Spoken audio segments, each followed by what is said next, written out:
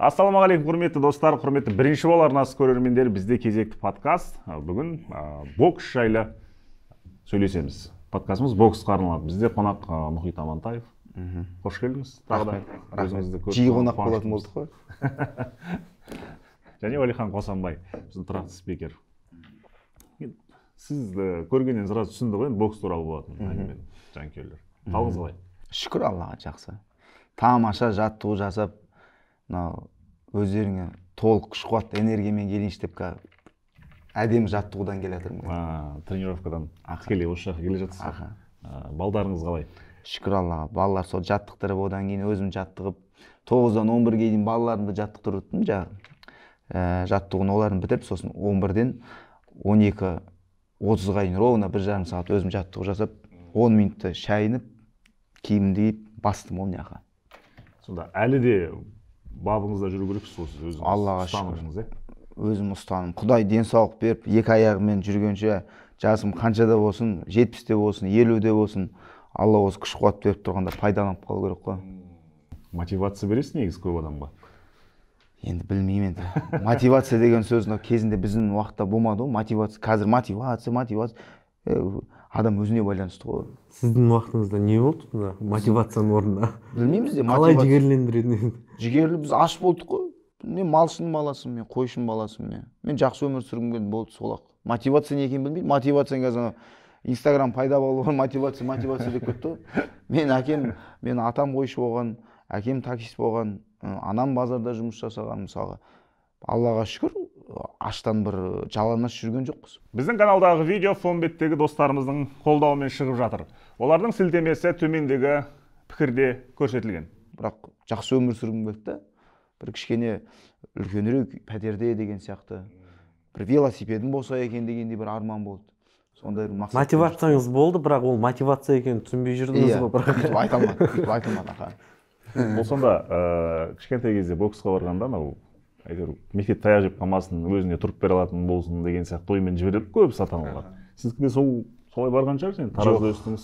Жоқ, ондай. Қиын заман еді ғой Таразда ол кезде. Иә, Тараз, тем более ауылда менде боксқа мен айттым ғой, мен боксқа барған себебім мен конкретно тікелей нақты бір немен бардым да, бағдарламамен бардым ғой, былайша айтқанда, жоспармен бардым. Мен осы бокста бір нәрсеге жетем деген. Бір осы бокстың ең биік шыңы ол олимпиада. Сол кезде мен түсіндім, сол олимпиаданы бағындыру керек деген бір мақсат болды. Олимпиаданы бағындырып, ол кезде $100,000 беретін бірінші орынға. Сол $100,000 алам, машина алам, анам мен әкеме 2 этаж үй салам. Короче, нормально былай жүрем дедім ғой мен. Өмірімнен басталады дедім ғой. Болмай қалды бірақ. Енді осы жерден сұрақта қазір сол кезде $100,000 болды ғой, бір олимпиаданы әлем чемпионатында берілді ма, берілмеді ма, мен білмеймін ол кезде нақты. Қазір кез келген жарысқа береді ғой, сосын мынандай әңгіме бар да, жігіттер тойып қалған деген секілді. Бәрі береді, бермесін деп айтпаймыз ғой, бірақ бәрі береді, тойып қалған, ешқандай осындай мотивация жоқ дейді. Сонымен қалай күресуге болады? Енді адам өзіне байланысты ғой. Былай сыртқы факторлар әсер ете алмай ма оған? Сыртқы факторлар әсер ете алмай ма? Сыртқы фактор деп нені айтамыз? Мысалы, сіз боксшысыз, сіз кәдімгідей тойып қаласыз, демеушілерді қысқарту керек па, ақша бермеу керек па? Ештеңені қысқарту керек жоқ, ол наоборот қайта қолдау керек, қайта беру керек. Ол мен айтып отырмын, адам өзіне байланысты деп. Егер тойып қалып тура солай болатын болса, онда оған боксты қою керек па? Басқа қазір незаменимых жоқ қой. 10 орында қазір қаншама боксшылар тұр. Егер де ол былай ғой, егер де ол тойып қалып, дұрыс жаттығуын жасамаса, тәртібін ұстанбаса, ертең күні ол рингте көрінеді оның бәрі. Ол ертең күні өзі ұтылатын болады, таяқ жейтін болады, солай рейтингі түсе бастайды. Ол рейтингі түскеннен кейін бас бапкер деген бар бізде. Бокс федерациясының адамдары бар, бокс федерациясының президенті бар. Оның бәрін көреді мысалы. Сосын айтады, мынаны жүрсіне мынау, жұлдыз аурумен ауырып жүр ма? Не болды мынау? Мерс айдадым деп, Range Rover айдадым деп не? Тойып қалды ма дегендей айтады ғой. Басқасын тартыңдар, екінші номерді тартыңдар, үшінші номерді тартыңдар дегендей. Солай. Сосын мен жағы осынау айтайын деп отқам, кеше бокс федерациясының президенті Шахмұрат деген жігітпен таныстым. Өте сондай маған ең бірінші ұнағандығы ол жігіттің қарапайымдылығы ұнады. Ең бірінші адами қасиет ұнады. Қарапайымдылығы, мен хабарластым, инстаграмда жаза салдым. Ассалаумағалейкум, Шахмұрат, осындай сізбен бір жеке бір отырып бір танысайыншы деп едім. Сосын ол маған сразу жауап қайтарды. Айтты, Мұхит, мен қазір шетелдемін деді. Алла амандық берсе, ертең келем, менде бір күн уақыт болады, сол уақытты пайдаланайық, болмаса мен келесі күн қайтадан ұшып кетем шетелге деді. Сонда уақыт тығыз ғой. Сол уақыт тығыздың арасында әйтеуір мені тығып жіберді. Бардық, екеуміз 1 сағаттан астам әңгіме айттық. Сонда жағы айтайын деп жатқаным, сол Шахмұраттың өзі айтып жатыр да, мысалы, осы әңгімені. Қазір незаменимых нету дейді. Кім шалтай-балтай жағы қарын тойып қалды, жұлдыз ауруымен ауырып қалды, қанша ол әлем чемпионы болсын, қанша ол олимпиада чемпионы болсын, алып тастаймыз дейді, болды. Сосын кеше Шымкентте мысалға турнир болды. Абдалиев. Мен өзімде көрдім, 100% әділ болды. Оның бәрін жасап отқан мінекей осы бокс федерациясының мысалға қызметкерлері, президенті, адамдары жайлап бокс тәртібі келатыр. Міне осы тәртіпке ұстанып, Алла қаласа, ертең бізде міндетті түрде 2028 олимпиада алтындары болады. Мінекей осындайдың жұмыстардың арқасында Алла бұйырса ертең алтын болады, Құдай қаласа. Бұйырса деп. Бұйырса. Жай соған келеміз. Боксшылардың құлағына алтын сырға деп отырсыз ғой. Сосын тағы да айтайын деген, бұл айтылатын дүние, тағы да бір өзгеріс. Мен ол жерге барған себебім бір нәрсе осы сұрайыншы деп, сосын осыны заңға алынса екен дедім да. Мына төрешілікті. Төрешілікте бізде бұрмаушылық көп қой. Келеді мысалға төрешіліктер мысалға жеңіп отқан баланың қолын көтермейді, жеңілген баланың көтеріп жүреді, әділетсіздік көп болады мысалға, сондайшы. Соны айтты, бұндай енді болмайды деді. Нақты бала жеңіп отса бір бас, сол баланың жекпе-жегін алып қойып отса, ол төрешіні өмір бақи жағы дисквалификация дейміз ғой, шектеулікке жібереді. Ол өте тамаша да. Мінекей, мынау қазіргі төрешілерге сондықтан Алла амандық берсе, бұны естіген төреші, білген төреші енді әлде қайда дұрыс жұмыс жасайды. Сосын қазір төрешілердің арасы мынау кеше сол Шахмұрат мырза да айтып жатыр. 100% тазаланып жатыр Қазақстан ішінде.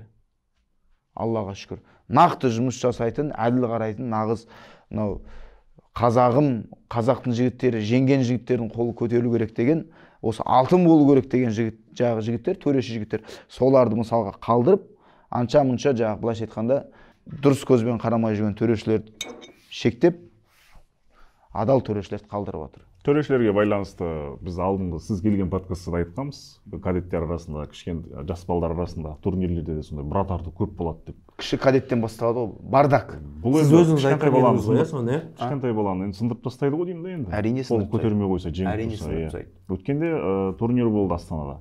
Сіздің балдарыңыз бокстасты, өзіңіз. Сол қалай жіберді, сіз бір сұхбатыңызда айтқан еді, біз клубтар жібермейді бізді деп. Частный клубтар. Частный клубтар жібермейді деп. Бір негіз уәжіңізді айтқан едіңіз ғой, енді сіздің жігіттеріңіз қатысыпты. Қала чемпионаты ол. Кадеттер арасында 2009-2010. Қалай жіберді сіздерді бұл жолы? Қараңыздар, енді бірінші сұрақтарыңызға жауап берейін, клуб жайлы. Мен таңғалатым мына астаналықтарға, мен Аллаға тәубе, Астанада 10 жыл болып тұрып отқан. 11 жыл болыпты ғой, 2024 қой. 11 жыл болды. Мынау астаналықтар кейбір адамдар бар да, мынау бізді оңтүстіктен келген нелерді ежик дейді екен бізде. Бұрыннан бар ғой. Ежик. Несін таңғаласыз? Жоқ, мен таңғаламын, ол таңғалатын дүние. Мысалға біз кезінде бокстастық қой. Біз ежик болып бокстасқан жоқпыз ғой. Кезінде мысалға бапкерлеріміз, бас бапкерлеріміз жағы халықаралық жарыс, әлем чемпионаттарына барған кезде, үлкен додаларға барған кезде, жарыстарға барған кезде, бапкерлеріміз шетелген кезде дейді бапкерлеріміз, жігіттер, давай, еліміздің туын көтеру керек. Алла амандық берсе, алға басыңдар. Артта ана әкелерің тұр, ел тұр, халық тұр, ұят болады. Жеңу керек біз деген. Қазақ болып шықтыңыз ғой, Қазақстаннан.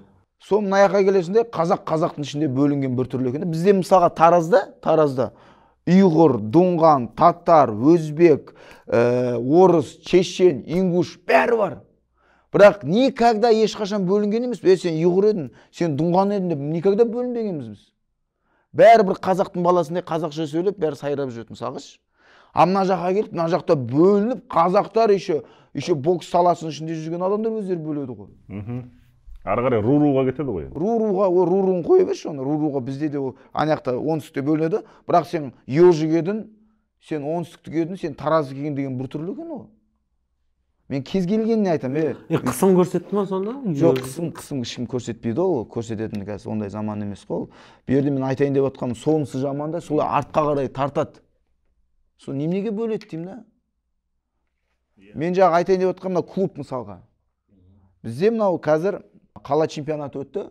Мысалы клубты ана жылдан бастап кіргізіп жатыр да, қойып жатыр. Соң клубты былай шектеп бөле бергенге таң қаламын сосын. Сол клубтың балалары сол кезде білмеймін, бір Дұңғанның балалары ма, Өзбектің балалары ма? Ол мемлекеттік интернатта оқу керек қой сонда, чемпион болу. Ол сол кезде ол жоқ бөледі да солай жаңағы. Қайта мынау Дюсушан балалары бөлек, клубтың балалары бөлек деген бір әңгіме, бір осы бітпейтін бір әңгіме болып кетті. Енді ғой да, Аллаға шүкір, міне осы ана жылғы қала чемпионатынан бастап, осы қала чемпионат қазір Аллаға тәубе, осының бәрін біргеміз. Оны біріктіру керек.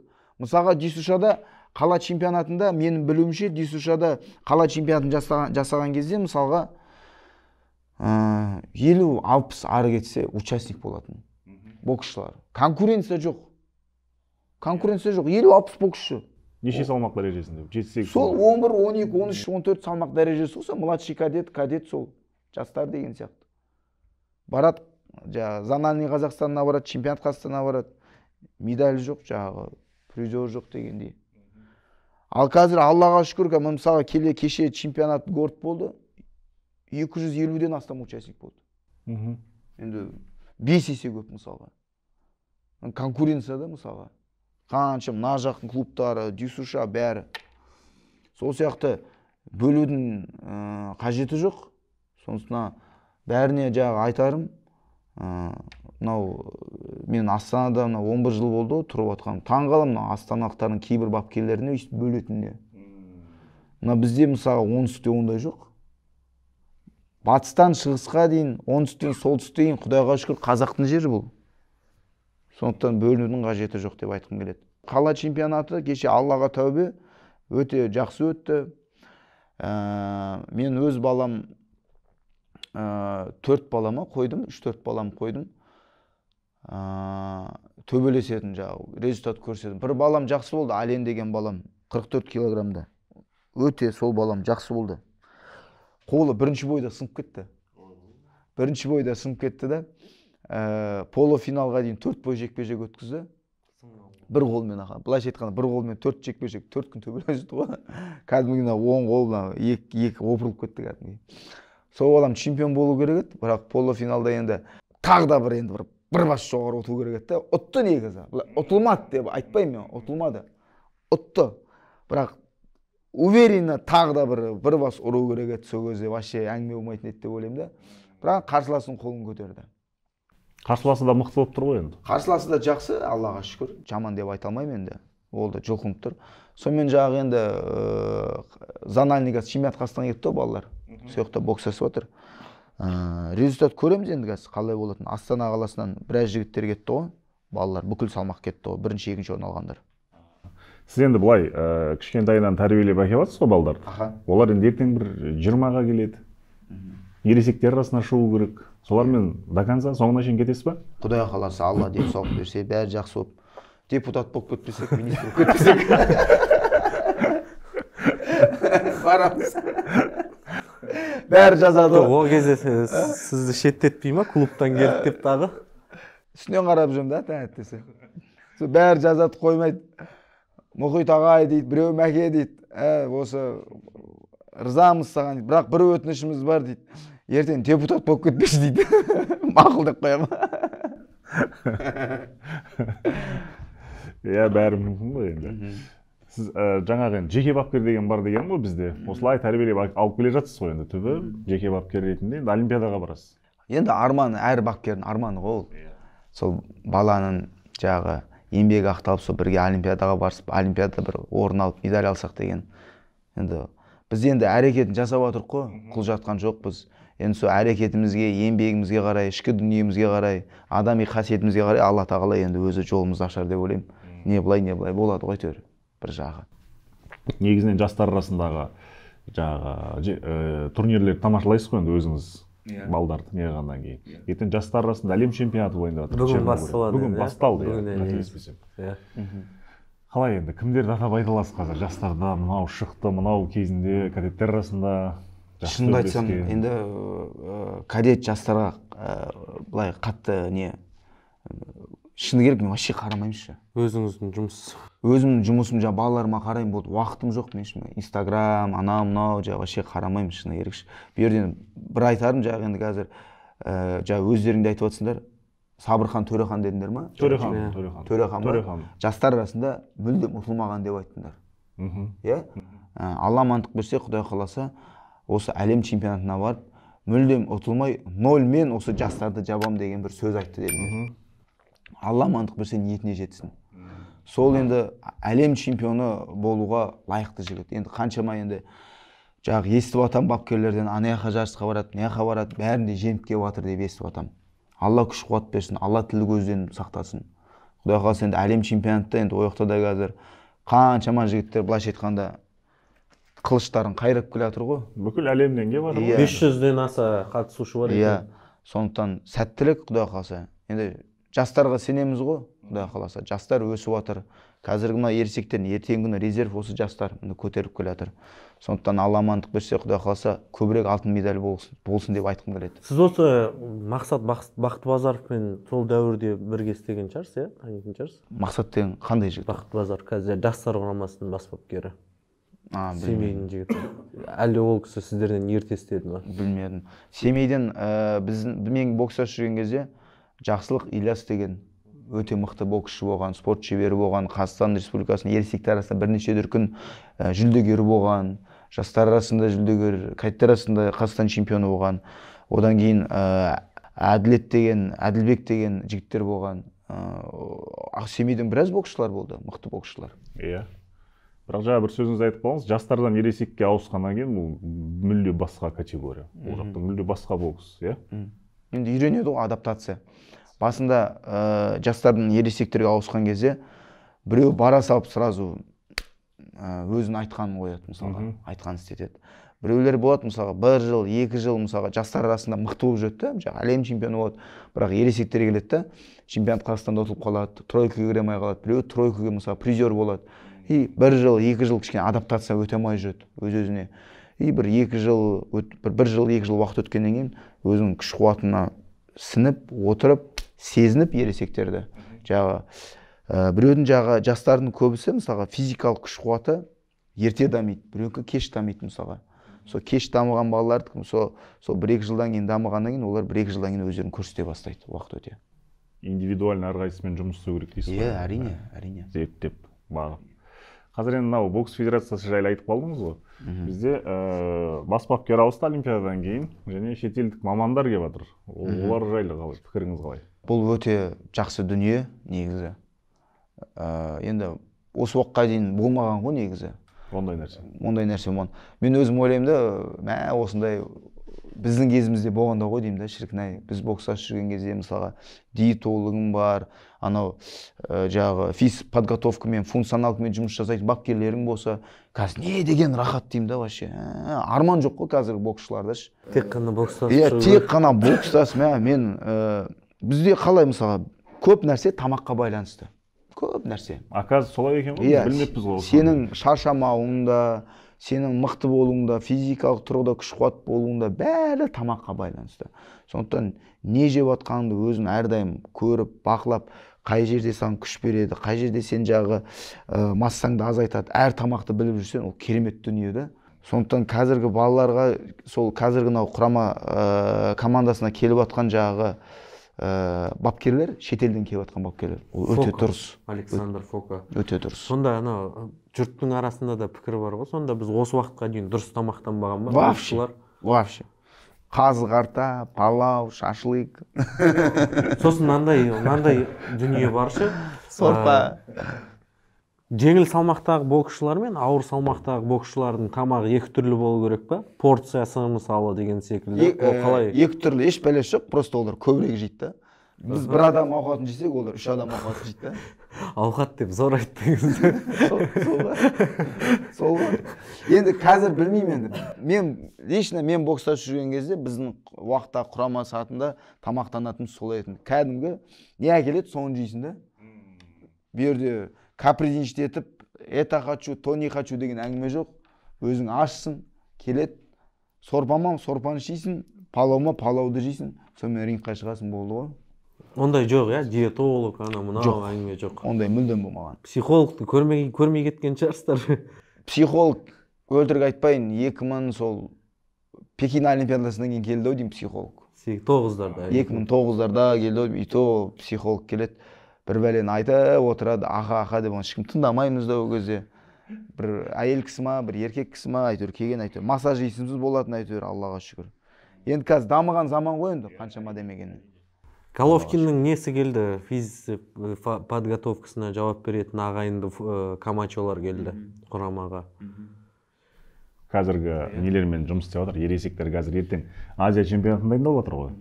Келесі айдың соңында Иорданияда болады, қателеспесем. Аман, Кешегі Чемпионаттағы турнир іріктеу болды. Сол жерде бір өзіңіздің жерлесіңіз шықты бір. Кім? Илья Калинин деген. 19 жасар ма? Ойбай, анау қырды ғой бәрін. Көрдім. Көрдіңіз, Фрагменттерін көрдім. Молодец бала. Тараздың баласы ма? Тараздың баласы екен, Молодец. Мен осы жекпе-жек жайлы кеше жағы бокс федерациясының президенті Шахмұрат мырзамен сөйлестім. Сол Датаво қазіргі сол жарыстың төрешілерін әділет жайлы айтып отырмын ғой. Әділетті қылғанын айтып отыр да. Анаяқта Дулат Бекбауовпен бокстасқан дейді. Сөйтсе, мен енді бойды көрген жоқпын. Жағы фрагменттерін ғана көрдім, таза бойды көрген жоқпын. Соны жағы айтып отыр. Жекпе-жекті негізі кім ұтқан дейді жағы. Екінші, үшінші раундты Илья. Орыс ұтқан дейді жағы. Орыс бала. Орыс бала емес қой, қазақ бала ғой жағы. Калинин ұтқан дейді. Сосын бірақ қолды Дулатқа беріпті. Дулаттың қабағы жанып кетті да, сол жерден тоқтатты медицинский немен. Сол жерге дейінгі нәтиже есептеліп кетті да, Дулатқа берген. Сосын бапкерлерден сұрап тұрған, бапкерлерді шақырып апты, төрешілерді яғни. Сөйтсе жағы төрешілер айтты, екеуі анаған берді, біреуі мынаға берді дегенде. Сөйтсе жағы онда жекпе-жекті ана кім ұтқан ғой жағы, Калинин ұтқан ғой деп. Қайттан не қылып, бәрін реттеп, дұрыстап, оказывается, өйді компьютер дұрыс жұмыс жасамапты.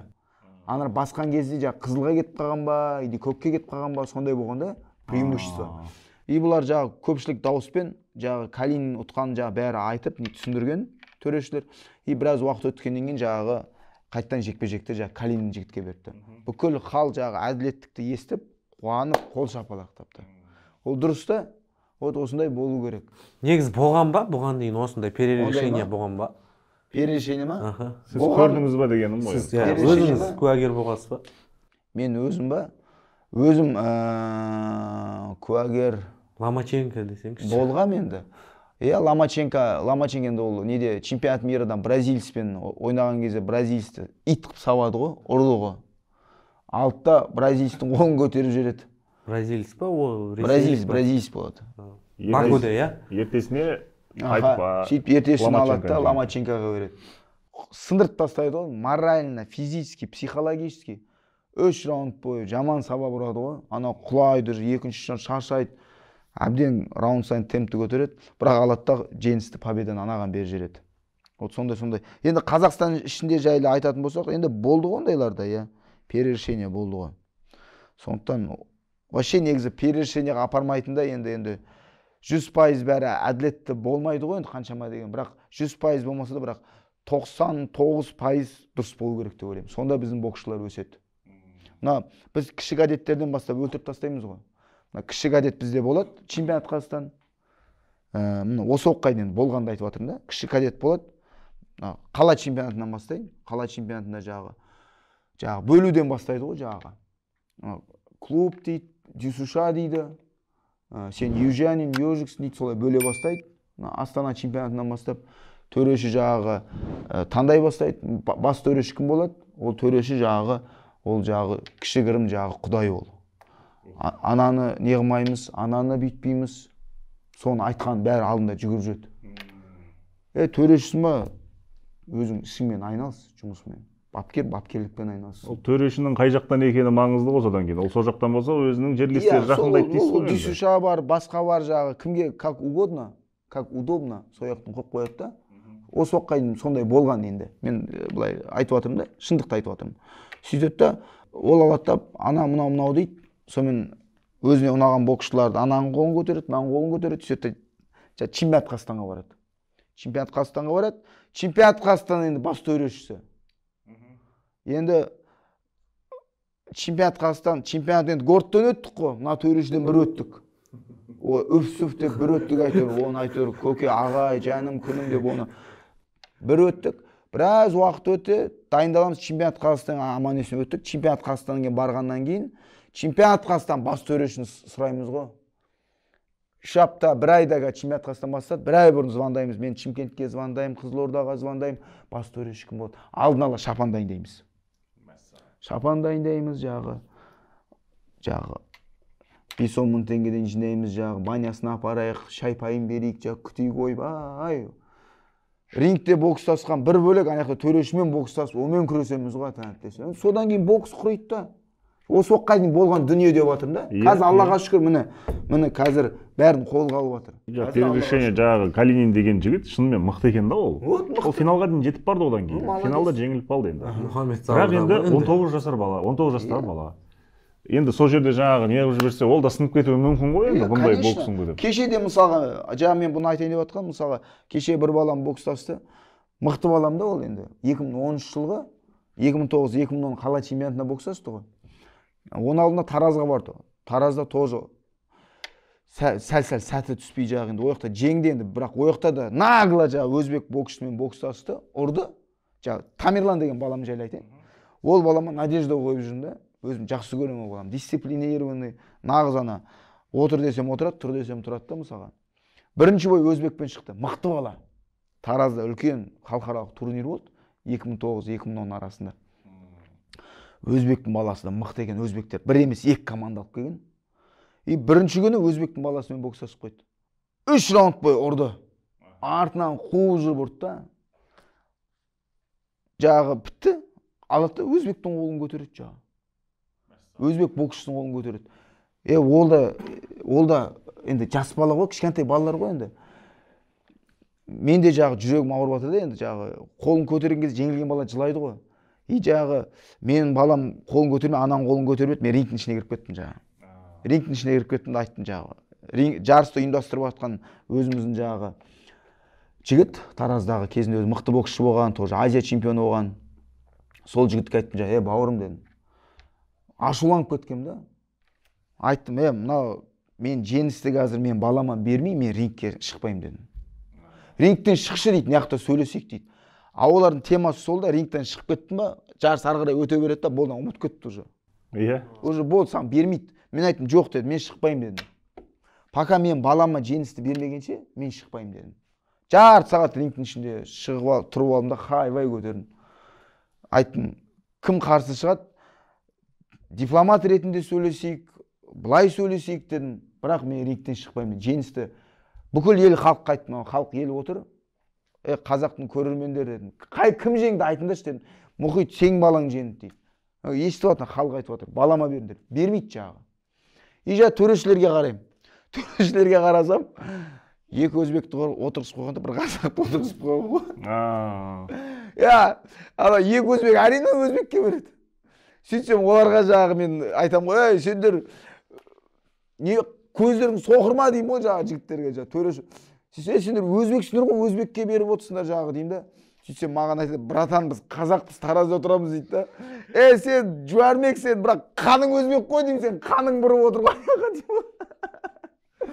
Сөйтіп қайбай олар да жас жігіттер, мен айтым боксты түсінбейтін адам болсам бір сәрі екен деймін де. Білем ғой мен деймін да, кім ұтып отқаны. Сөйтіп ақыр аяғында қайбай анау мынау ақыр аяғында балама қолын көтергізіп ақыр аяғында жеңісті бердік. Балам финалға шықты. Финалда да сағылдап шықты, балам чемпион болып кетті. Бұл бірінші бойда жаңағы аяқтан шалып отыр ғой.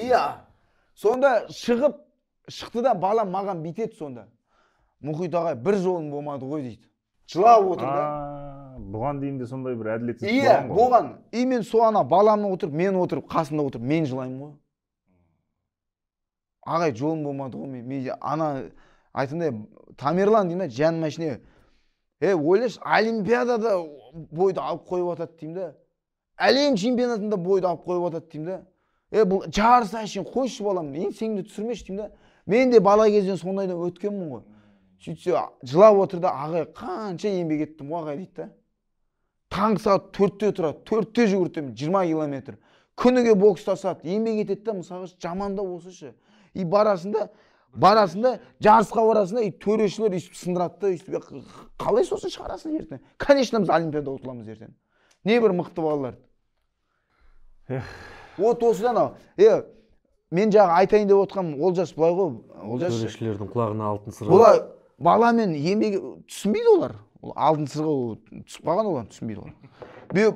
Баламен жұмыс жасайсың да, бүкіл жаныңды бересің да, еңбегің ғой, сенің бапкер ретінде еңбегің. Балаға жұмыс жасайсың, ол қуанса қуанасың, ол жатса жатасың, сонымен өп-сөп деп жүресің, онымен тренировка істейсің, еңбек етесің, үміт күтесің, ол баламен жұмыс жасайсың да, баланы бүйтіп, баламен сол бүйтіп күресіп жүресің да, жарысқа келесің, еще төрешілермен күресесің.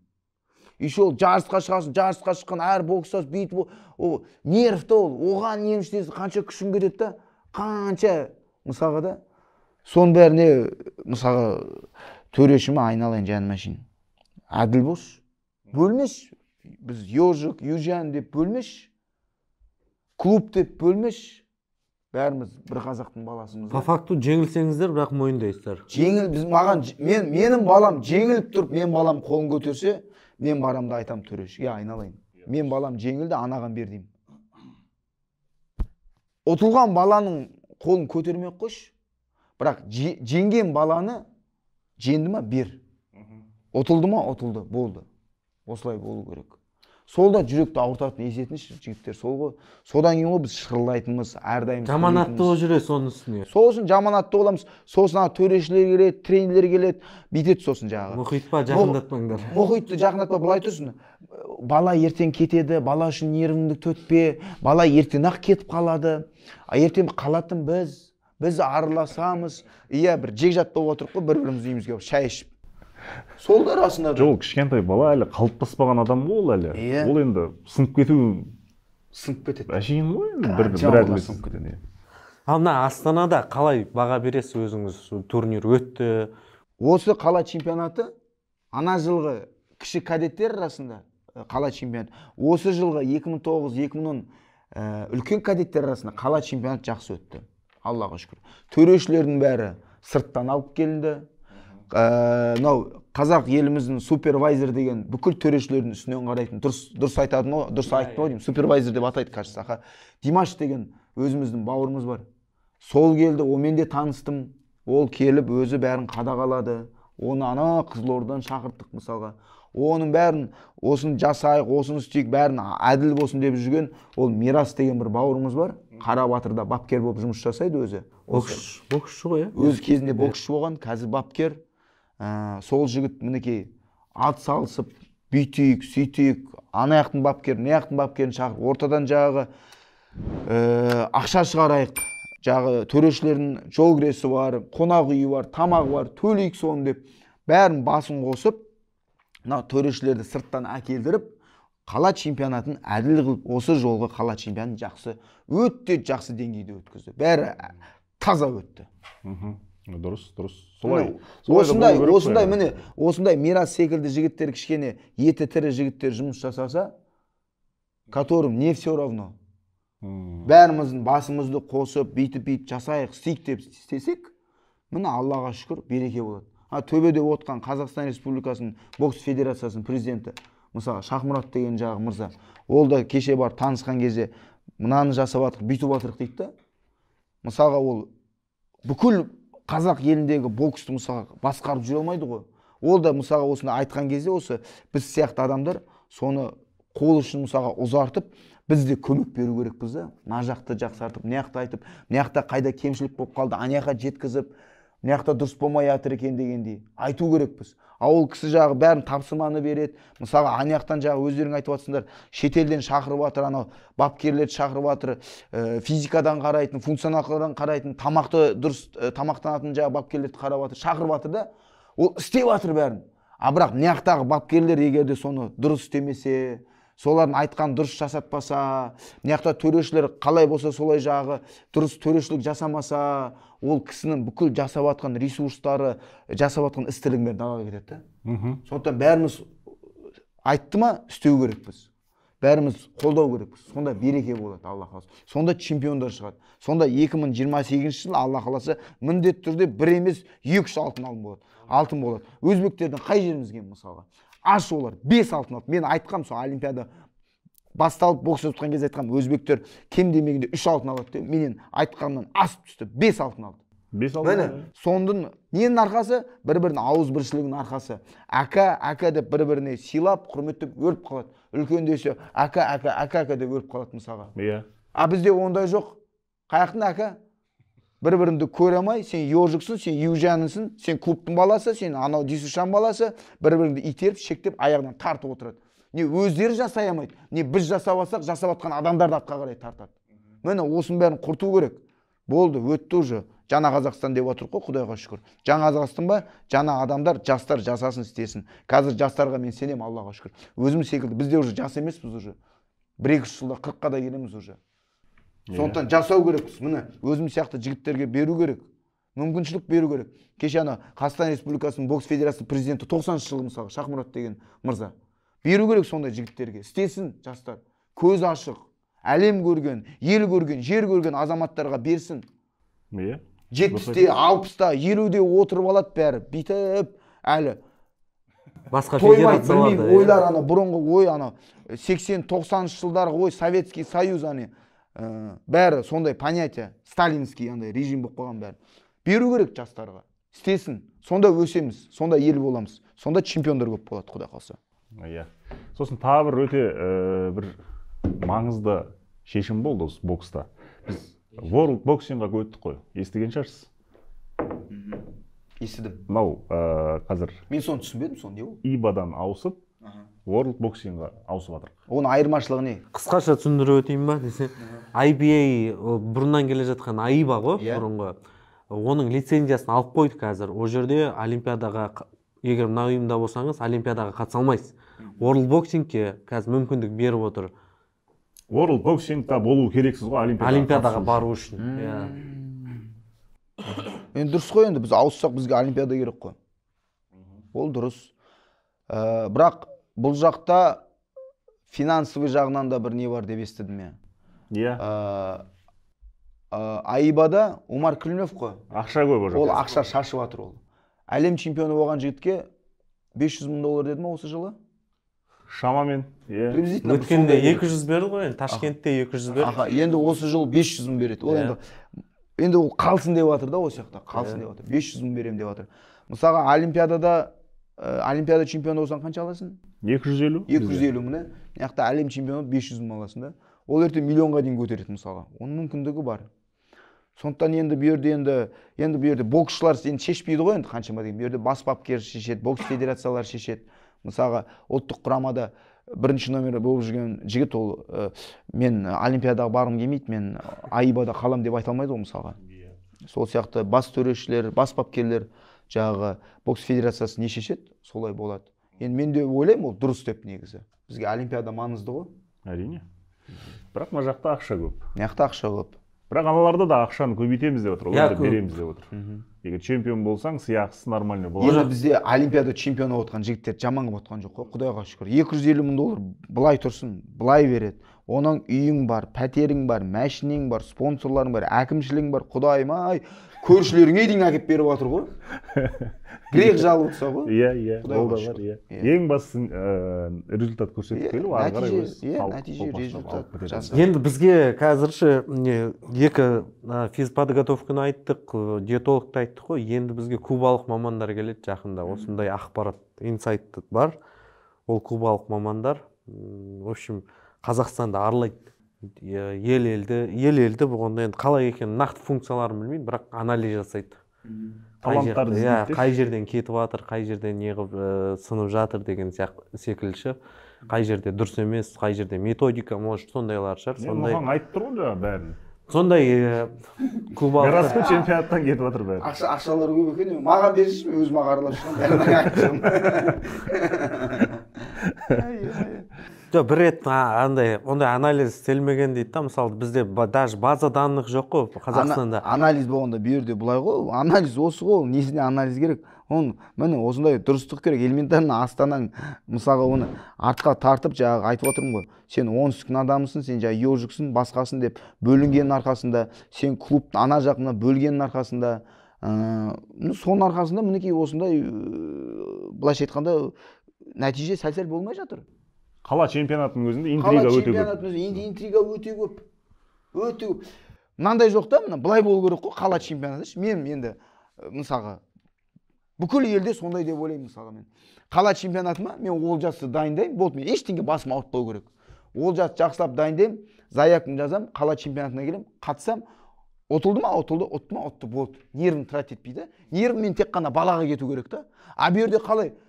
Қала чемпионаты басталды ма, болды ғой, нерв деген болды. Төрешігім болады, ойбай, қалай болады? Ертең анау документ, мынандай список документ жазып береді ғой еще бізге. Клубтарға МРТ өту керек, нейрохирург басын өту керек, анан өту керек. Құдайма, оның бәрі не қажеті бар? Бір қағаз сұрап болды. Мынандай қағаз істеп береді саған. Бір МРТ-ның өзі мысалға, МРТ чемпионат Қазақстанның өзінде сұрамайды мысалға. Бізде городта сұрайды. Бір МРТ-ның өзі 25 мың теңге тұрады мысалға. Кейбір ата-аналар бар, 25 мың теңге қиналады мысалға. Соны сұратады ғой мысалға. Соны битсе болады ғой, кішкене мынау МРТ керек жоқ қала чемпионатына. Бірақ Қазақстан чемпионатына, құдай қаласа, қала чемпионатынан өтсе, алып келіңдер. Енді бізде ақымақ емеспіз ғой, бапкер бір ауруды біреуді алып келетін. Күніге тренировка істеп жүр бала. Көреміз, басын қараймыз, денесін қараймыз мысалға. Дені сау, сөйлеген сөзі, абы деген сөзі дұрыс мысалға. Бокста тұтқан кезде что-то не то өзі сәл-сәл болып қалды ма? Шешіп аламыз деген сияқты мысалға. Дәрігерге өзіміз көрсетеміз деген сияқты. Болмай барса қағаз түрінде жазып берейік жағы. Міне мен бапкермін, бүкіл денсаулығына өміріне өзім жауап берем деп. Қағазын жазып берем болды, апарып берейік болды. Мынандай отырып алады ана. Дүйсушан жағы бапкерлері бар, басқалары бар, отырып алады да былай. Клубтан жағы бапкерлер келсе, тиісіп отырады бәріне. Мынауың дұрыс емес сенің. Хирургтың печаты қайда? Неврохирургтың печаты қайда? Мынауың дұрыс, былай лақтырады еще былай. Бар. Былай. Толтырып әкелді дейді ғой документтің бәрін. Қандай нерв кетеді, Олжас. Сен бір күн бір қала чемпионаты болады, мен саған сол кезде өзім былай бір қасымда алып жүремін, көресінші, мен саған көрсетемін сол кезде. Қандай нерв кетеді, документтің өзі былай отырам ғой мен. Құдайға шүкір, мен көмекші бапкерлерім бар ғой, соларды жіберіп отырам. Біздің каналдағы видео фонбеттегі достарымыздың қолдауымен шығып жатыр. Олардың сілтемесі төмендегі пікірде көрсетілген. Мысалы, осы қала чемпионатында менің баламның несі Тамерлан баламмен Бауыржан деген жағы. Тамерлан балам дедім ғой. Именно сол баламмен и Бауыржан ана жылғы балам Қазақстан Республикасы чемпионатының призері болған. Лидер екі балам да осы балашы. И осы екі балама тиіседі ғой жағы. Медкомиссияда. Неяқта мен жағы көмекші бапкерлерін жіберген, бәрін жасаңдар, бәрін не қылыңдар деп. Бірақ менің неяқта неге бір бала ракпен ауырып атты. Бір 4 жасар бала. Сол больницаға шақыртты мен жағы. Келіп көмектесінші, ақшалай айтам, ары бер деп. И 4 жасар бала, ана мен балан жағы 5-ші этажында жүрмін, өңкей жағы ракпен ауырып жүрген балалар. И жүрегім ауырып жағы балан жағы ата-анасымен сөйлесіп жатырмын да. И неяқта жағы мен жағы көмекші бапкерім звондайды маған. Мұхит неяқта екі балаңды өткізбей жатыр деп. И мен ана жерде, мен неяқта ашуланып, мен неяқта мына кішкентай бала ракпен өліп жатыр, неяқта ауырып жатыр. Істесеңдерші неяқта. И ана 5 телефон деймін да жағы, главврач па, кім ана. И олар жағы врачын жағы еще дисушыдан әкеп қойған ғой. Врачтан өзіңіз да. Мысалға мен жағы төреші дисушыдамын, бапкерімде төрешіде, мысалы мен айтам саған. Ана мені жағы көремайды ғой ана, Амантаевтың балалары. Көремайды мені. Ана баласын дейсің болды дейді. Анау жоқ, мынау жоқ дейсің болды дейді. Мәссаған. Болды. И сол мен звондады, и мен кипиш, 5 дейсің, еще олар жағы айтып отырмын ғой. Алла өзі кешірсін. Патша ғой жағы, Құдай. Телефон алмайды, сөйлеспейміз дейді. Телефонды берші, мына мен баланың қасында, мен қалай барамын да, берші телефон. Сөйлеспейді сенімен дейді. Істеп келсін дейді. Кешкі сағат 5. Печаты жоқ дейді жаңағы. Неврохирургтың жаңағы МРТ-сінің басын печать. А ол МРТ-мен жаңағы печатпен, ол ана жылғы қала чемпионатын, зональный чемпионатын, Қазақстан чемпионатын сол справкамен өткен. Қазақстан чемпионатына барған кезде бір дәрігер оған сөйлемеген. Зональный Қазақстанға барған кезде бір дәрігер оған сөйлемеген. А мына жерде мынау сөйлеп отыр. Қала чемпионатында. Ана жылы турнир сильнейший Қазақстанда да қатысқан, өрде сөйлемеген. Бір жыл сол справкамен жүрген, ешкім сөйлемеген, бәрі жақсы. А мынау келеді да, жоқ, оказывается, мына жерде басқаша екен. Ол бір бәле тауып апты. Қалай күймейсің? Мен яқта баланың қасында отырмын, ракпен ауырып отыр. Мен айттым, әкесіне айтамын да, қазір қой отыршы, не мына барам, не етем, баланы көрем, мына жақта түсінбеймін да, мысалға. Вот зачем сондай? Айтып қойған да. Вот солай көрем аушылықтың арқасында, бір-бірімізді бөлгеніміздің арқасында, бүйтіп тарта берген арқасында. Осы күнге жеттік. Осы күнге жеттік, иә. Иә, осындай проблемаларды осылай айту керек. Солай ғана шешіледі ол. Оны бір Қазақстанды бүйтіп аралаудың қажеті жоқ оны. Маған аға айтсын, мен жол-күрегімді төлесін, жағы тамақханам берсін, өзім ақ аралаймын, өзім ақ көрем, бәрін айтамын бәрін. Әр қала чемпионатына барайын. Мені сондай бір мені мүмкіндік берсінші маған. Мен жеңілдететін ем. Бапкерлердің жұмысын жеңілдететін ем мен. Мысалға чемпионат город басталды ма, мен бапкерлерге жеңілдететін ем мысалға. Анау, мынау справканы сұратпаймын, мынау. Бала қайта көп болған сайын біз қуану керекпіз. Иә. Конкуренция болады. А баланы шектей бермей. Ол Амантаев па? Мам бетіме айтуға айтамайды да. Через кого-то істейді. Сосын мен звондау керекпін, анаған звондау керекпін, маған звондау керекпін, айтып жалынсын дейді, бүйтсін дейді. Сондай да? Сөйтіп өткізді ғой екі баланы. Конечно, өткізеді. Қайда барады өткізбей. Бірақ бүкіл нервіңізді құртып. Бүкіл нервімді өлтірді. Солай міне чемпионат город басталды. Чемпионат город біткенше былай дірілеп жүрдім ғой. Сосын ертең сұрайды анау Мұхаммед Алиан қолы дірілеп Паркинсонмен ауырып жүрді ғой. Бокстан болды. Бокстан емес ол. Осындай адамдардың арқасында бүкіл нервті өлтіреді, сосын ертең жүреміз былай. Емште. Аяқ қолымыз дірілеп былай. Мынау подкастты мотивациямен бастадық қой, жаңағы мотивация деген ондай бұрын жоқ еді, кейін шыққан сөз деп. Бөлінгендер адамдардың арқасында мотивация қайда қалғанын ұмытып қалдық қой.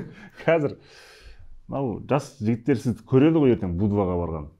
Соларға бір тілегіңіз болса айтып жіберсеңізші, солай подкаст аяқтайық. Бауырларым, інілерім, алдағы әлем чемпионаттарына Құдай қаласа сәттілік, Алла күш-қуат берсін. Жолдарың ақ болсын, жеребьевкаларың Құдай қаласа бәрі аман есен сәтті болып, еліміздің туын көтеріп, ағайларыңды қуантып, өздеріңді қуантып, абыроймен Құдай қаласа биік шыңын бағындырып, әлем чемпионы атанып, елімізге жеңіспен оралыңдар Құдай қаласа. Әмин. Рахмет келгеніңізге. Рахмет.